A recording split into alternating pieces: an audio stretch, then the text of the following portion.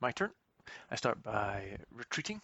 I basically need to keep Dante away from that Werven at the moment, so I use the crossbows to block that side. I'll bring the pikemen across as well. And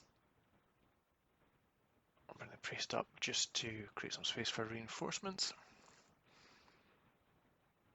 And basically sacrificing one of those cards to the Werven.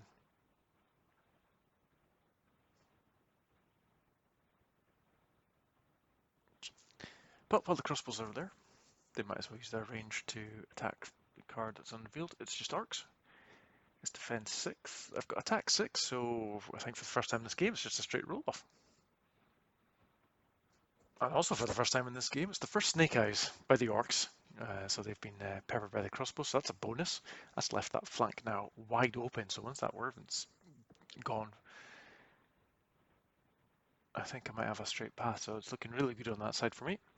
So to class the Blessing of Blessing, but roll 4 means it doesn't get anywhere near it. There'll be no harvest this turn. Orcs open up by moving, unsurprisingly moving a card to the exposed flank.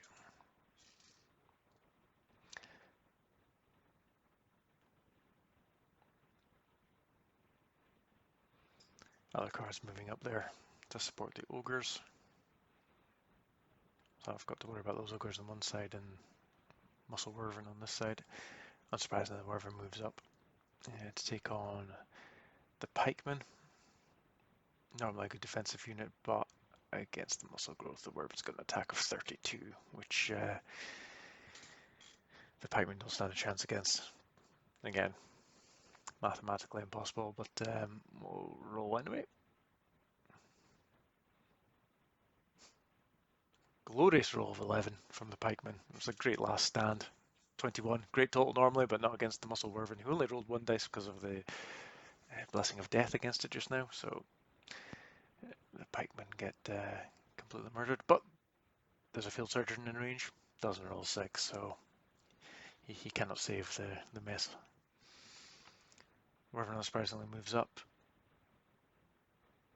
and as that combat is over, the Blessing of Death comes off it.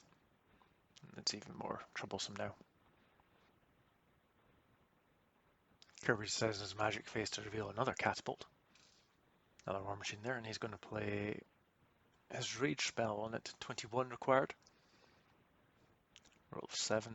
It is in range. It will give it an extra d6 in attack. I thought 1d6 less in defense, but war machine's likely to get killed if it's defending anyway. So it could be really lethal. The other rolls 5. The spell's not cast, so it remains in his hand. Doesn't offer reinforcements, so it's back to me. I move the crossbows up, which might seem counterproductive because I'm now exposing Dante, but I've got a plan for that Werven in my magic phase. So I'll use the crossbows, I think, to attack that card later, but first off, let's move everybody out of... I don't want anyone in contact with Werven, which gives it some holes to fly into, but hopefully if things go well, it's not going to be flying at all in the next turn. Crossbows attack. It's heavies, an elite card, which I think he's picked up because that's a lot of elites I've been playing against. No chance they're hitting that. 11's a great total again, but it's a losing effort because defense 17 plus Iron Skin gives them an extra -1 on my attack if it's not a magic item. No danger of harming them there. Go for another harvest. The harvest has failed again. Now here's where my own gamble comes into play.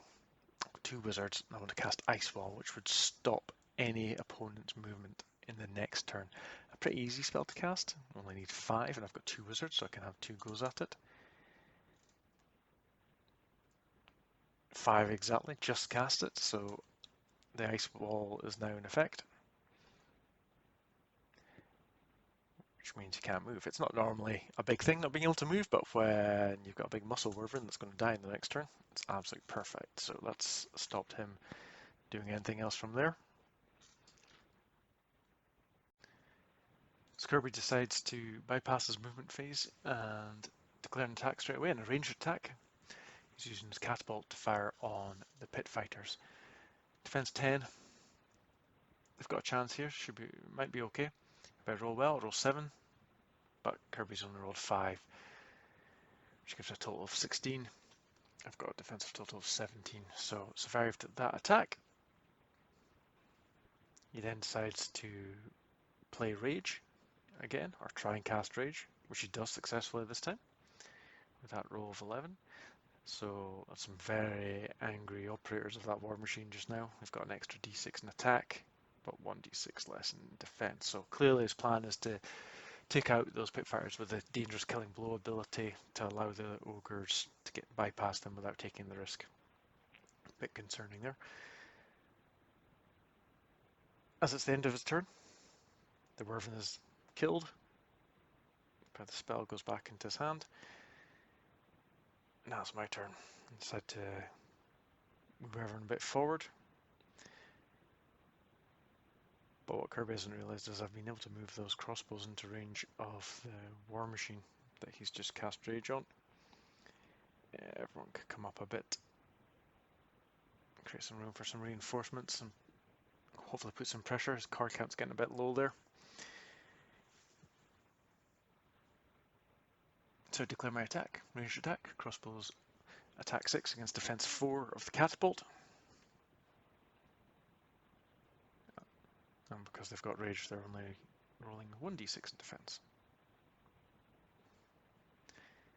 This roll 1 confirms that they've been killed. So crossbows getting great value there. They're just a regular unit, but they've taken out some cards from me already. That catapult was a big one. It could have been very dangerous. That means these ogres probably will have to take the risk of fighting the pit fighters with a killing blow. Into my magic phase now. I've got 2 wizards now in range of the ogres. I'd like to take them out with either my arcane bolt or the lightning bolt. I think I'm going to go for the lightning bolt because the ogres aren't magical. Need to cast 6 from the first wizard. The other wizard is in range, so he can also try and cast it. It's even worse, 4. So unfortunately, the ogres are still there, still a threat. I've got that much. I've got 4 of my Conquer Pals, so I'll try and play the Blessing of the Harvest. Unsuccessful though, so I'll need to cash in 3. Which I do.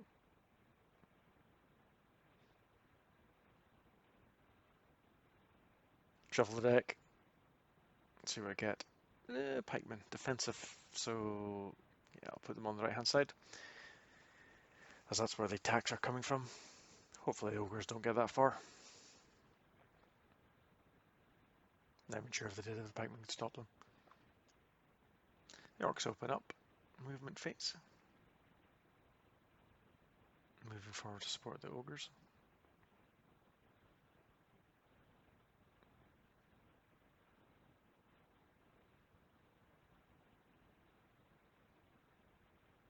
Kirby decides to go for it.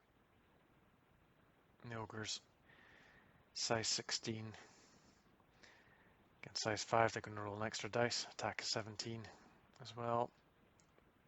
Against defensive 10, heavy favourites. But I've got that killing blow if I roll a 6. I win automatically. And there we go, 6. First time so far. That 6 is an automatic win with a killing blow. That's great, that takes out the ogres. That's all Kirby's spells back in his hand as well. Or all, sorry, discarded, so he can, because they've all been successfully cast, he can take them all back into his deck now.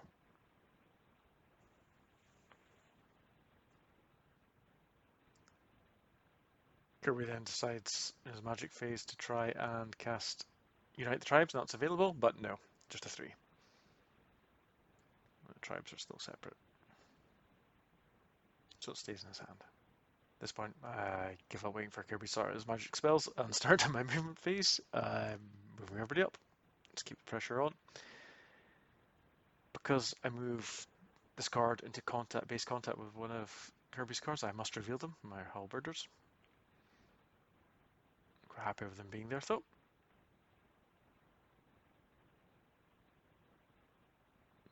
both those Orcs flanks are looking pretty empty. If I can get the pit fighters through that one as well, he's not gonna know which way to go.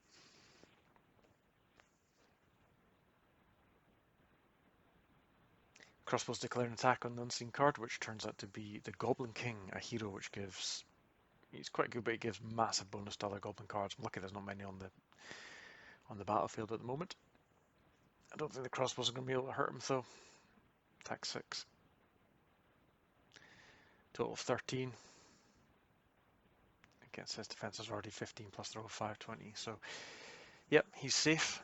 And the crossbows have done their job, really, which was to reveal what was there. And my magic phase. Oh, now look at what the options are. The wizards need to get them a bit closer, I think. Let's try and cast the Blessing of the Harvest, which was successful. It means I can use my 2-hand. Shuffle the deck. That's another Field Surgeon. Well, we'll get them on, and hopefully that's a few saving throws now. So I've got a lot of cards, but they're not great. But Kirby's running out fast.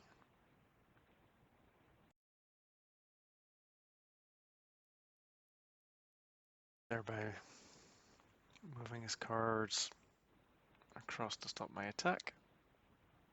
Those heavies and Goblin King might be a bit more difficult now. Dark Staff comes back into range as well. It's at this point that Kirby touches up his magic spells. Good for my OCD. I'm always toying with putting the heavies up. As if I'm looking at that shield red castle, that +5 defense, putting them off.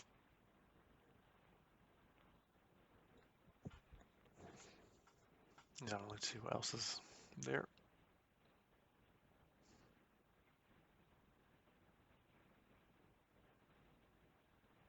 He's revealed some trolls. And declares an attack against the pit fighters. It's attack 12 versus defense of 10, so he's got 2 advantage, but he's also got the size advantage, more than double. I don't roll a 6, so there's no killing blow. It's not enough, so the trolls have taken out the pit fighters. Or have they? Because the field surgeon is in range? Yeah, they have. They follow up. Now Kirby doesn't know this, but I don't have a lot left to block him, I don't think, down that side.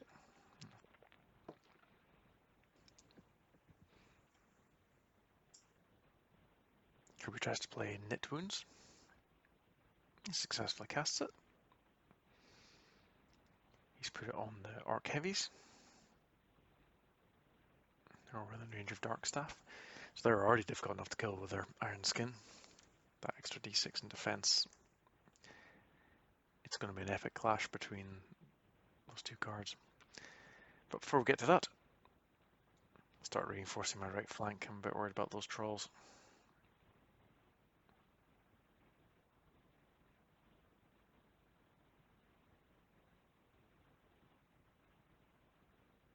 For my attack, I decided to use my halberders to attack whatever in front of them, because they're a pretty decent card, but that's some Orc Heavies. And more Orc Heavies, another elite card. So there's no size advantage, so it's 13 against 17, but I get -1. So I roll 9, so it's really 8 with the Iron Skin. Gives me a total of 21 in attack. He's only rolled 4, which also gives him 21 on his defense score, so that means nothing happens. Both cards remain in play.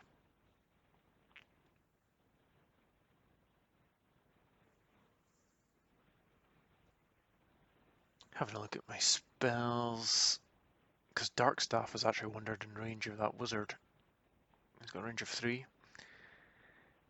There's no point doing Lightning Bolt, so I'll go for Arcane Bolt. Roll 9, which gives me a casting cost of 21, which was enough to cast it.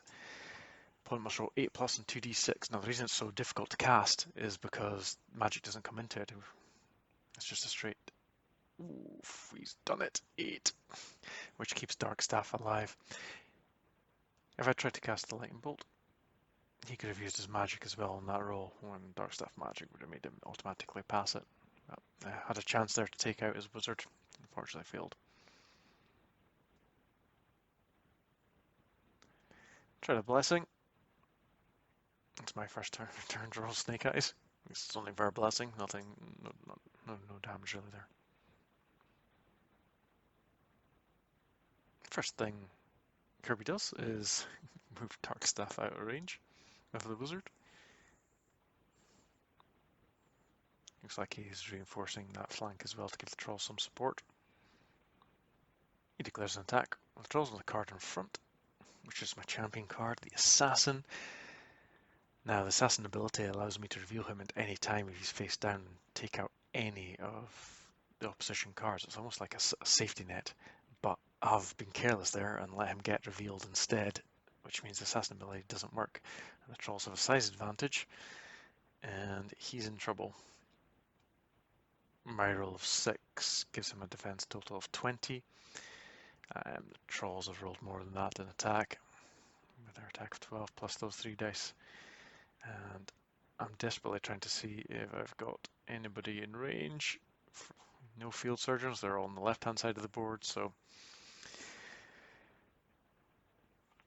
I've carelessly lost my champion card there. And the trolls have followed up, and I'm not sure I can stop them in combat now. Hopefully one of the wizards can use a spell there to take him out. But before we get to that, Kirby's having a look at his magic face, seeing who's in range of Dark Staff.